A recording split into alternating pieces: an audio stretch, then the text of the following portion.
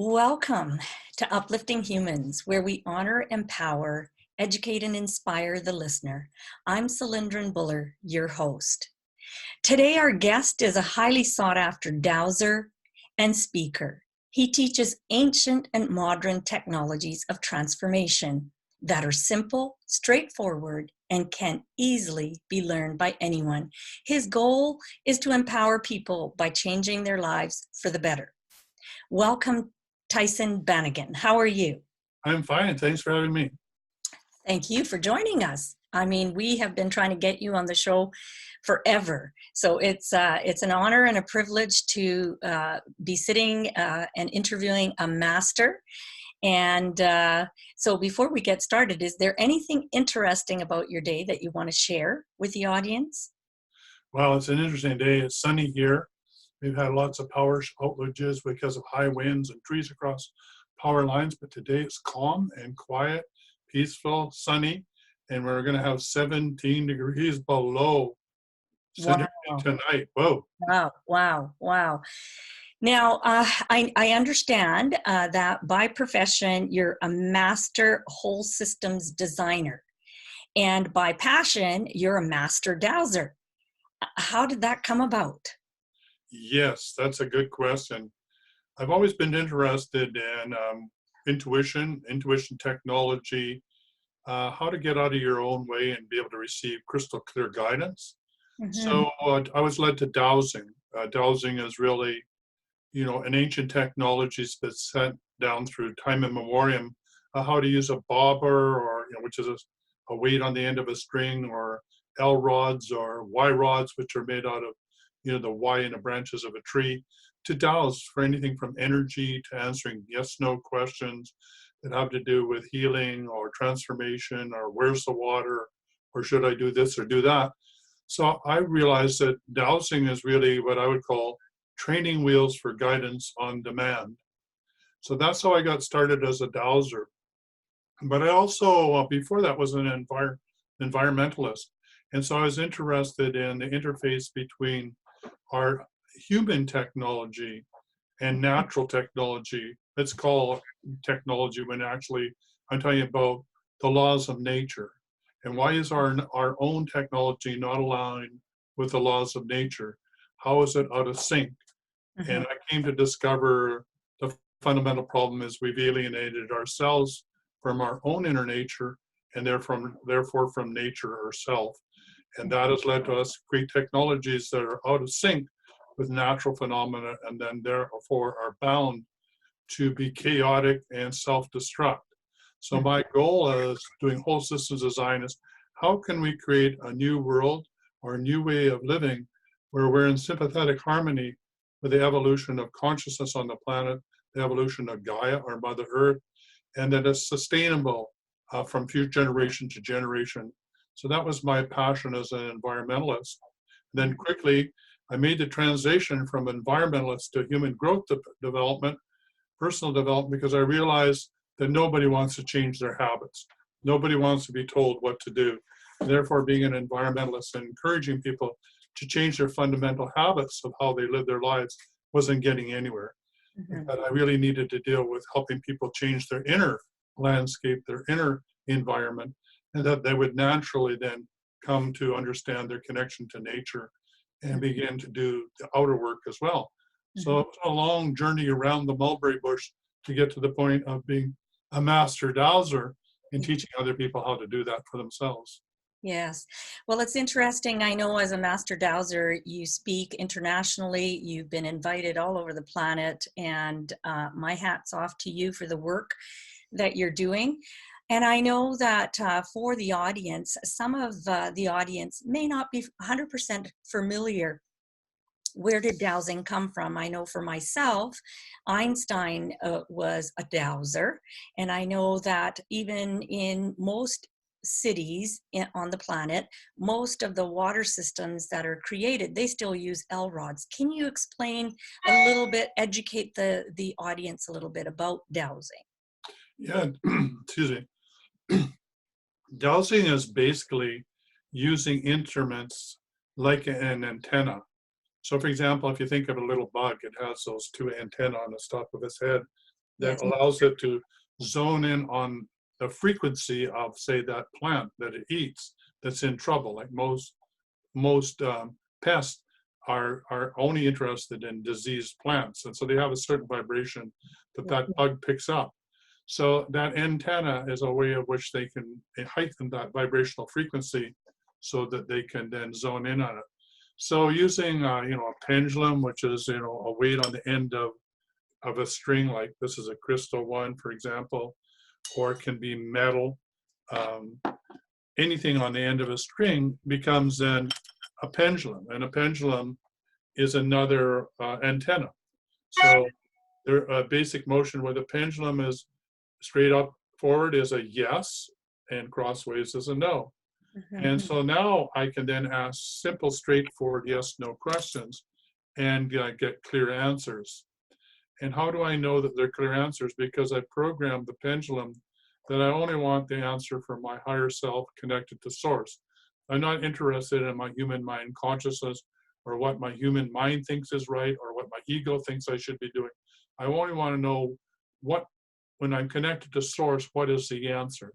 So that gives me clear guidance. And the more I trust that as a dowser, the clearer the guidance becomes. And ultimately, I won't need a bob, or I won't need a pendulum. I won't need L rods. I'll be able to just get clear guidance. So that gives you an idea of how a bobber is a yes or no answer. With L rods, it's a little different. They're like two rods that you hold out and you point them down a bit, and it's great for discovering water, because as you walk towards the water with the intention, show me the water, you first of all, you sweep the landscape with your L rod, and it will stop, and you know that you walk that way. And when you walk in that direction, the L rod will go like that, crossways to the point where the water is. And then you then check it, you step out 4 or 5 feet, then you come in with your L rods like this, straight ahead. And when you get to the edge of the water, they do this, okay? And then you move through the water vein, they open up, and then they close on the other side of the water vein. So now you've got the water vein. Then you ask, well, which direction is it flowing, this way or that way? And you get a yes or no, which way is it flowing? Then you can do, how deep is it? Is it 100 meter, 10 meter, with a yes and no? Is it potable? All the rest of the questions. So the L rods are just, again, other antenna that you're holding out in front of you like this, rather than the bug with the antenna up there. So, Isn't that interesting? In this modern day technology, we still have not gone past, some of these ancient technologies that were discovered and used. And just to give you an example, I know that we had the city workers looking for the water mains on our property. We're living on a farm, and outside my window, I was fascinated to find that the city of Richmond was using L rods to discover where the water source was. So it's a beautiful technology. Now Einstein used that. Einstein, as far as I know, was probably one of the earlier users of dowsing. Can you name another few that you're familiar with that maybe other parts of the world will be familiar with? well, we can do it to the negative side. The one that comes to mind was Hitler. Hitler wouldn't go anywhere without dowsers. He wanted to know where the landmines were. He wanted to know what was the safest journey. He wanted to know whether the weather was correct. He wanted to know whether he would be safe here, there, or wherever.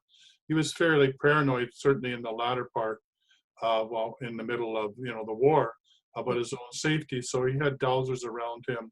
He would dowse what's the right time for attack and all the rest of that.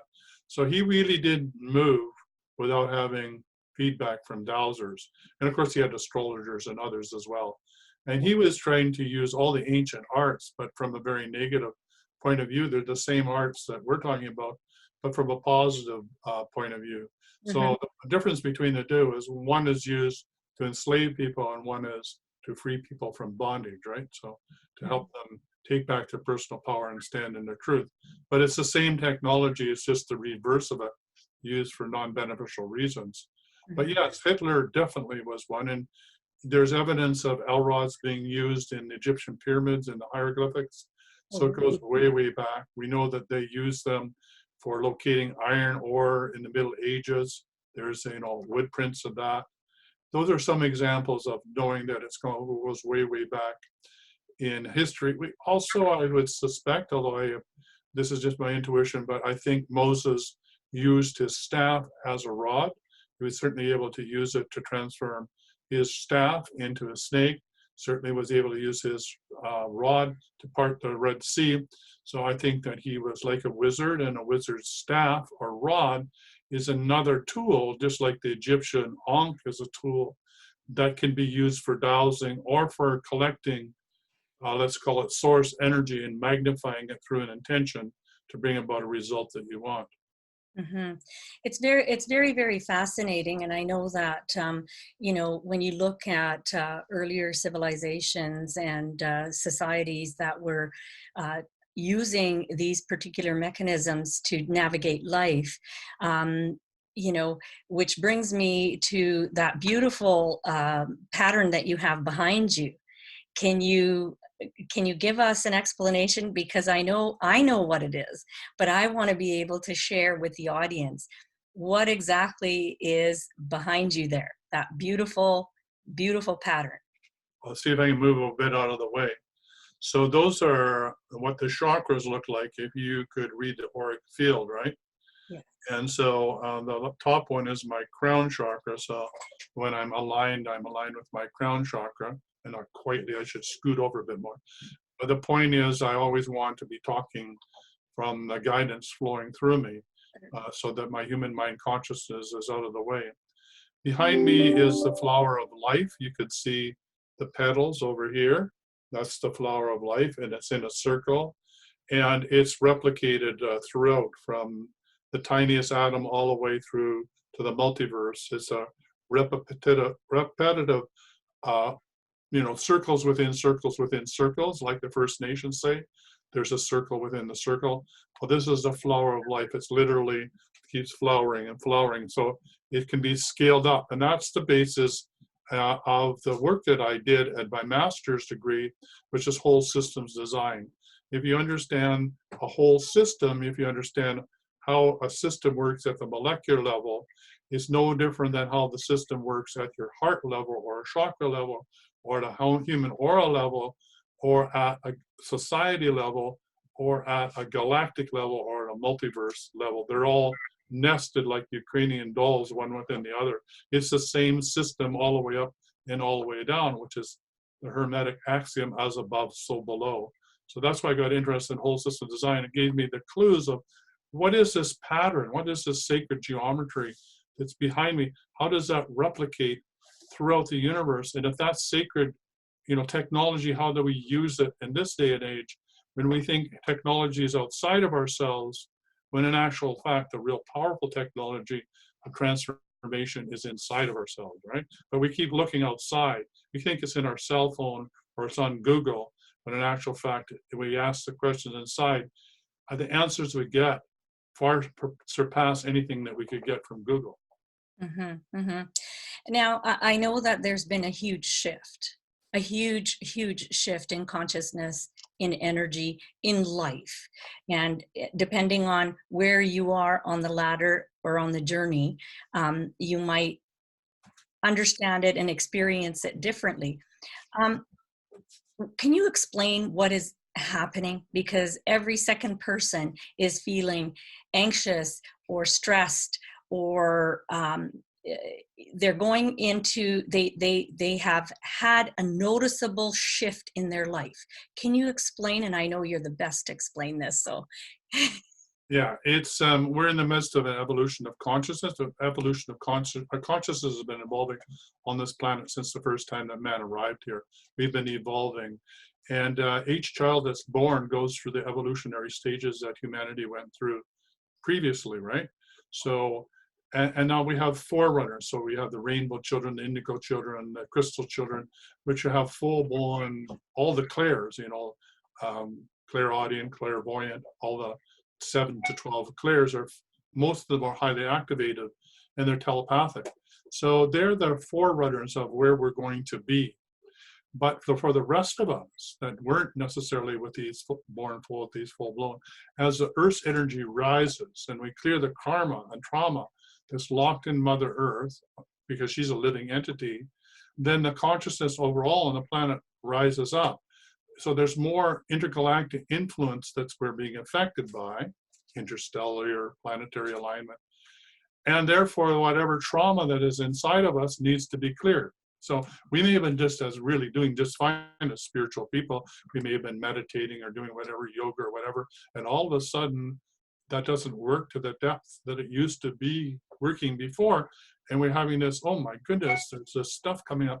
It's trauma that needs to be cleared, deeper stuff that we didn't have access to that now is coming up, like karmic seeds or things that trauma that hasn't been dealt with, unresolved emotional conflict, core fractures, those sorts of things.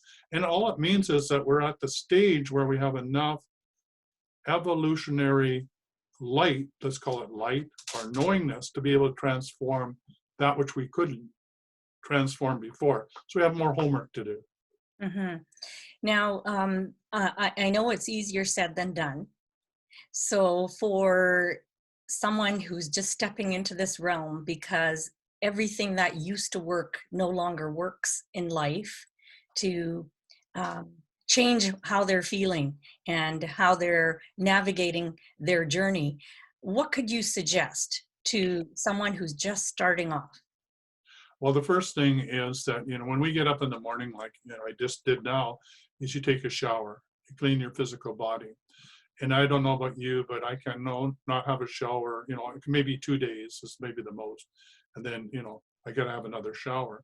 So it's the same thing with your energy system, your different layers of your being, your auric field, your different multi-layers of your being, what we call the auric field. They need to be cleansed as well on almost on a daily basis. Well, I clear mine on a daily basis. Let's put it that way.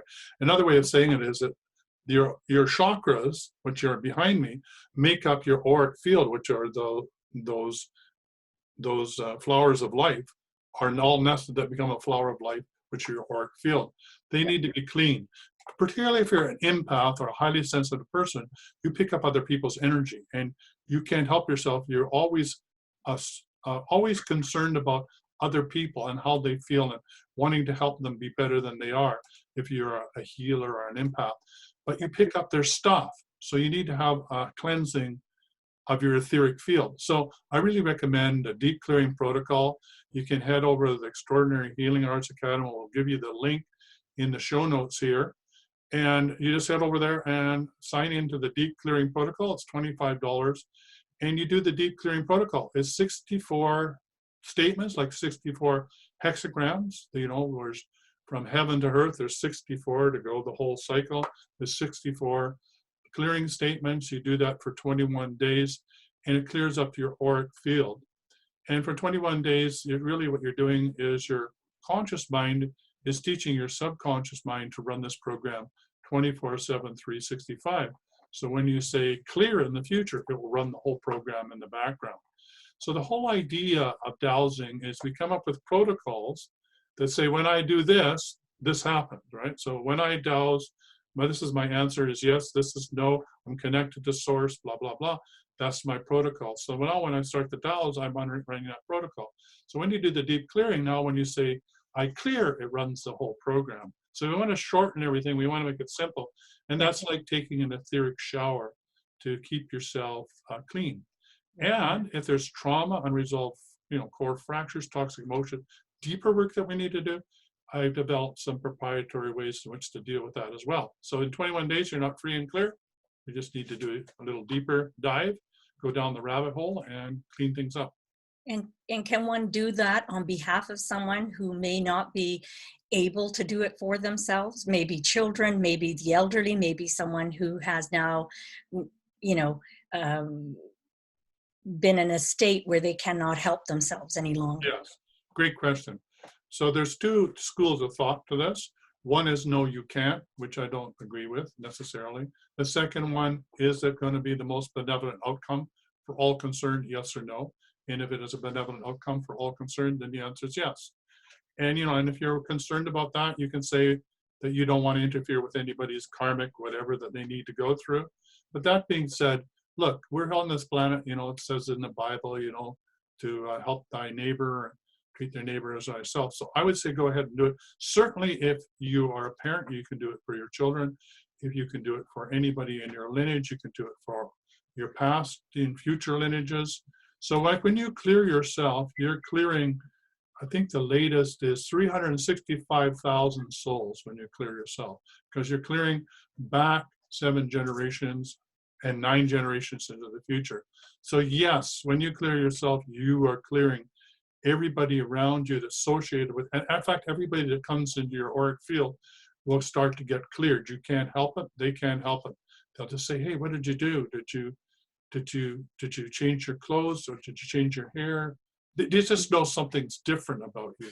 You just have a different aura. So yes, particularly if the person is, bedridden, or say they're in a coma, or don't have any way to give you permission, then absolutely go ahead. And if you're still concerned, talk to their higher self and ask their higher self whether you have permission, which is a straight yes or no. And that should give you enough, guidelines that you can't get into trouble, and you feel comfortable with whatever your belief system, whether it's just go ahead and do it or check with your higher selves. Either way is fine, but please just do it. And do something. And do something, yeah. Do So we do something. something like this. When I clear myself, I clear my family of origin, my star family, and my soul family of any and all, blah, blah, blah, blah, blah. Or I clear myself, my house, my car, my family of work, my associates, blah, blah, blah.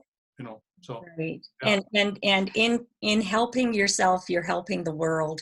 And so if you start with yourself and make a shift, make a change for the better, you're helping everyone, including Mother Earth. That Absolutely. being said, Tyson, can you let our audience know what other changes do you foresee that are coming down the pipe? Because I know masters always seem to be ahead of the curve. So what else do you foresee on a global level which is impacting or will impact us in the near future? Yeah, that's a good one. I believe that we are in this turnaround. I got to work with um, a man who was working on free energy, like Victor Schellberg and like Tesla and others. And I got to meet with him every Wednesday night for a number of months in a small group that taught us about different technologies that Tesla had created. And I said, why are we studying all this technology? And he said, because as humans, we need to be reminded that all this technology we can do inside of ourselves. And Mm. so I really love that. I love that, a wake-up call.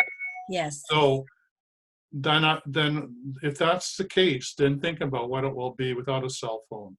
Mm-hmm. We'll be able to be telepathic, and we'll be able to communicate without any technology. We won't need 5G. We won't need we won't need electrical lines.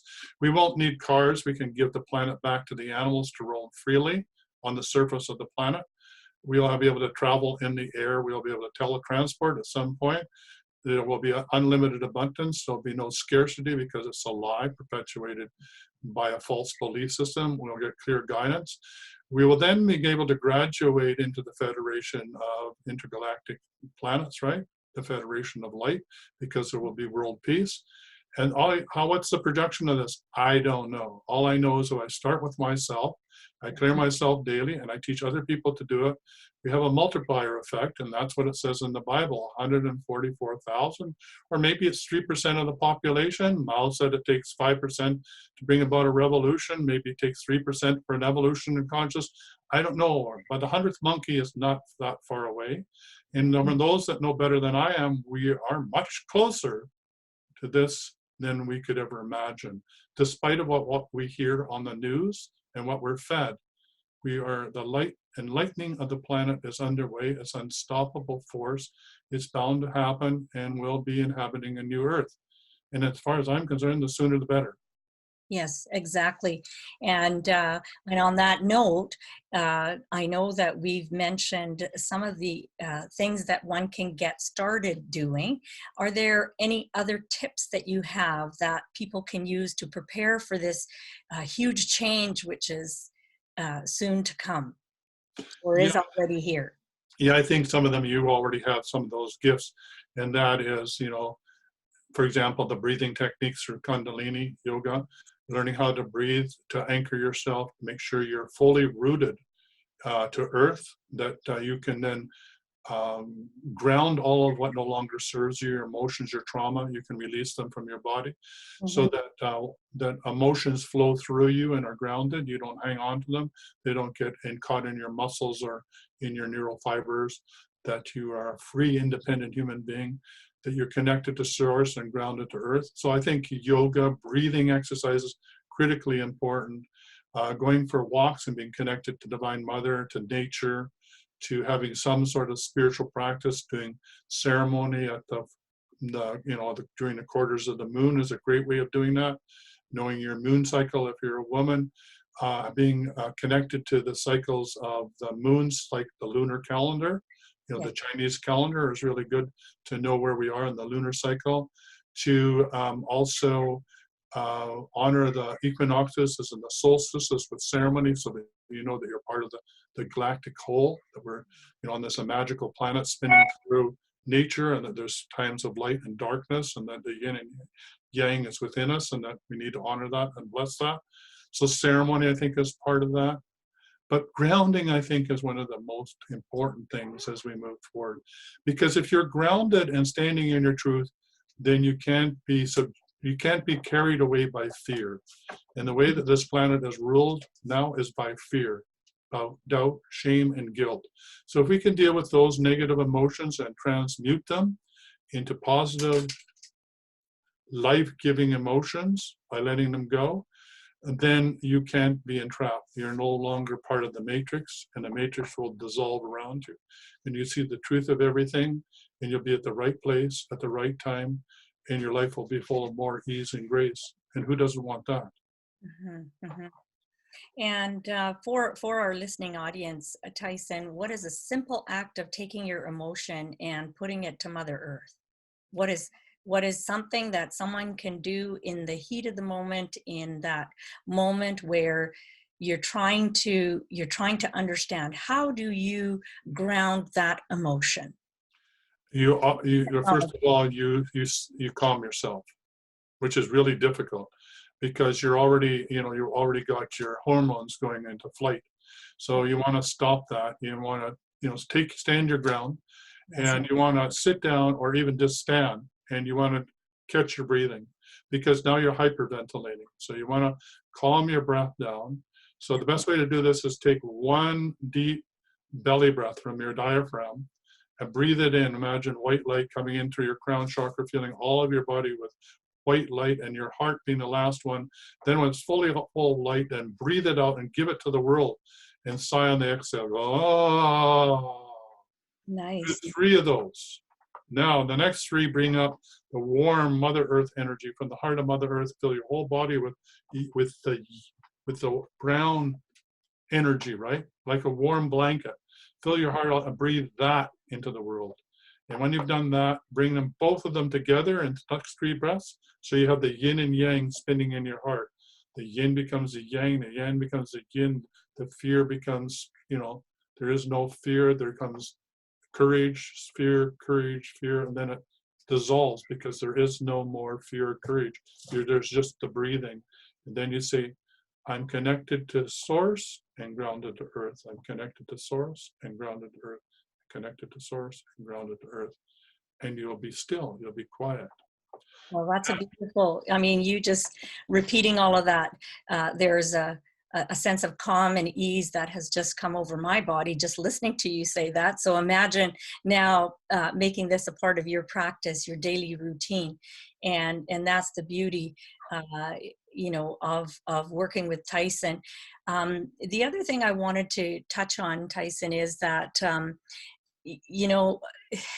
there's so much that's going on. What do you think society or community needs to address moving forward to support each other? Because again, we're looking at us as a separate entity. It's like, oh, this is my business, not their business, or, oh, they're going through hell and trauma, it doesn't affect me. Can you just touch on that? Yeah, I really believe that no man is free until all men are free, or no person is free until all people are free. I think we live in, people worry about the fact of, artificial intelligence. I feel that we all really are living in a world of artificial intelligence. Call it the matrix or call it whatever you want. The fibers that make up that are fear, doubt, shame, guilt, and that you're not good enough. And that keeps us in in our human mind consciousness. We're never good enough and we could never succeed or we could never get it right.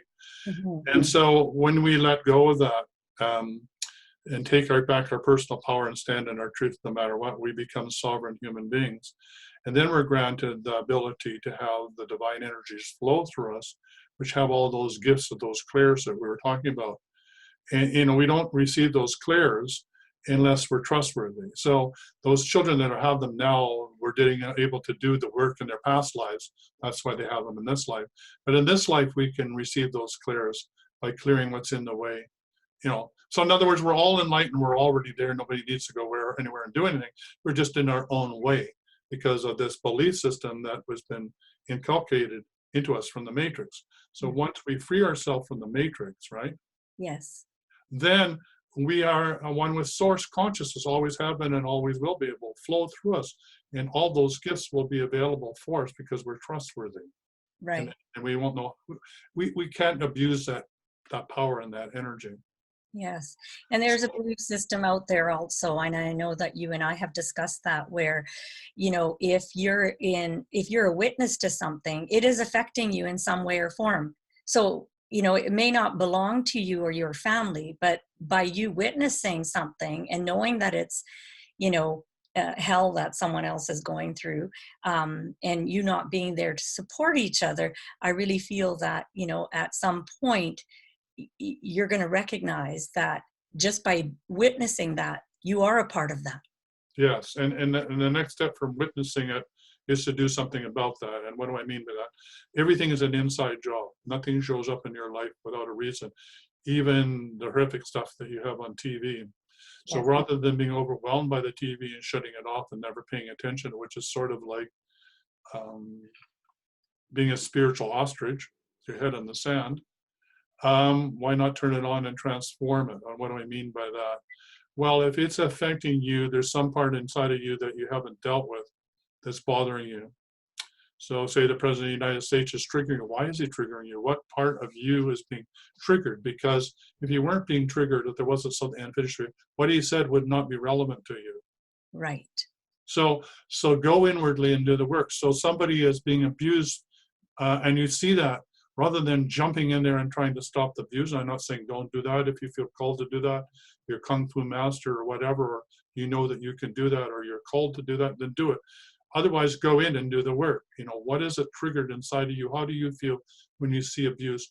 What does that mean to you? And how can you clear it? Can you do it through Ho'oponopono? I love you, please, I'm sorry, please forgive me and thank you. Why did this show up and why do I need to get done with it?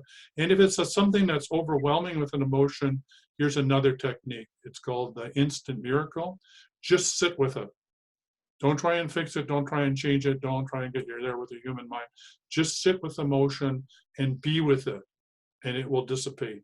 Sometimes it'll take 15 minutes. Sometimes it may take 2 go-rounds. It may take 20 to 30 minutes. But even the worst emotions will dissipate on their own. It's when you don't deal with it, when you try and bury it or ignore it, push it away, forget that it even happened, is when it gets locked in your biological system and starts to bring about disorder and disease in your body. So there's nothing outside of yourself. Everything is inside of you. It's an inside job. So, it's your opportunity to do the inner work. And on that note, since you've brought up the Hawaiian technology, can you educate our listeners to that, and then just go over that? Yeah, it just comes from Len. He was a short story, see if we can do it quick. He was in charge of in a psychiatric ward in Hawaii of very advanced psychiatric patients. And he was assigned to this job. Nobody wanted to work there. The paint couldn't stick on the walls. People were skipping work. People were getting worse. And all he did is said, give me all the files of all the inmates. And all he did was sit in his office and go through the files. And the end of the story is that it became a happy place to to work. The paint stayed on the wall. People wanted to come to work, and they actually shut down the institution because there was no need for it. So what did he do becomes the big question. What he did is the Ho'oponopono prayer, and recognizing that where he was, the fact he was working in a sane asylum, in a mental institution, was because there was things inside of himself that he needed to deal with that he hadn't dealt with before. So he went inward and he said, I'm sorry. I'm sorry that I've had to end up in this place like this to learn what I need to learn. So I'm sorry.